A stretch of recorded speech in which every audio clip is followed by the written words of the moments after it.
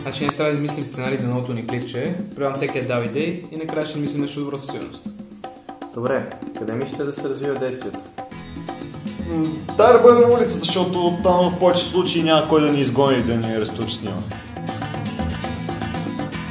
Добре, и след това в кадъра ще влезе момче. Как ще изглежда? Айде да има цилиндър.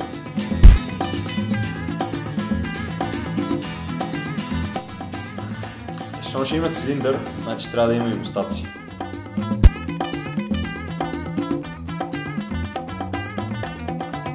Щом има мустаци и цилиндър, трябва да има монокъл. И да язди кони. Не, това вече е прекалено. Да, верно, дай да го блъсне влак и да си измислим нов персонаж.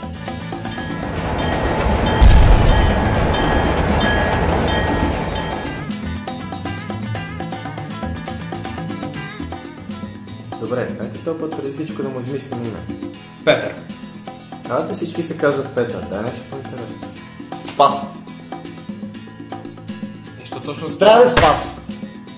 Добре, айде да е Спас, да спи спокойно Митко наш.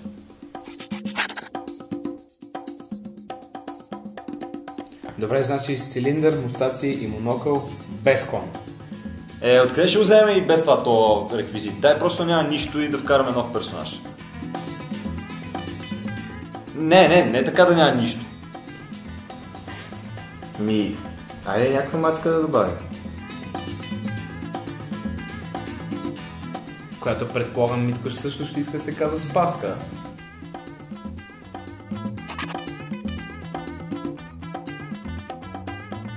Хубаво, ама мацката ще му е доста, не ще го бие. Добре, ама той също няма да издържи и ще почне да я бие и той. Абе какви са тия прости, едно нормално нещо не мога да измислим. Дай да го босне влак и да ново почнем.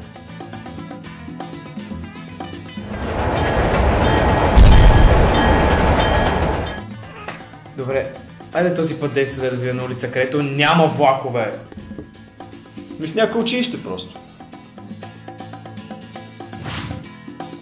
Окей, айде времето да е мрачно и на фона отзад да има много коне. Абе йо, какво ти става с тия коне днеска, бе? Не, това е добро. Конете ще останат, обаче времето трябва да е слънчево. Хубаво, какво ще прави Спас този път?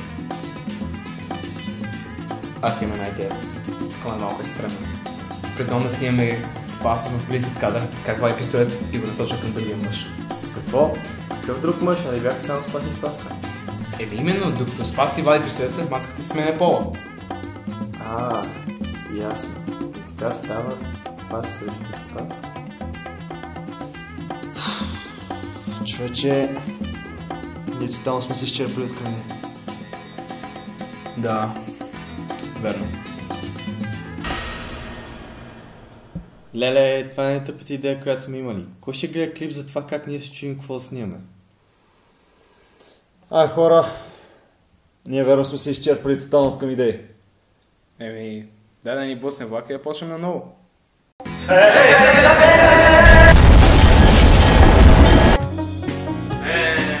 вече е прекалено. Митко, това вече е прекалено. Абе, йо, какво ти става днеска с тия коне, бе, брате? Ти си нека побъркане. Значи не може човек да стане да мисли за коне. Той!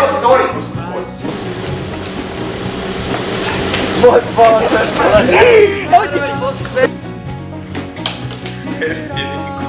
Моя работка! Напускам.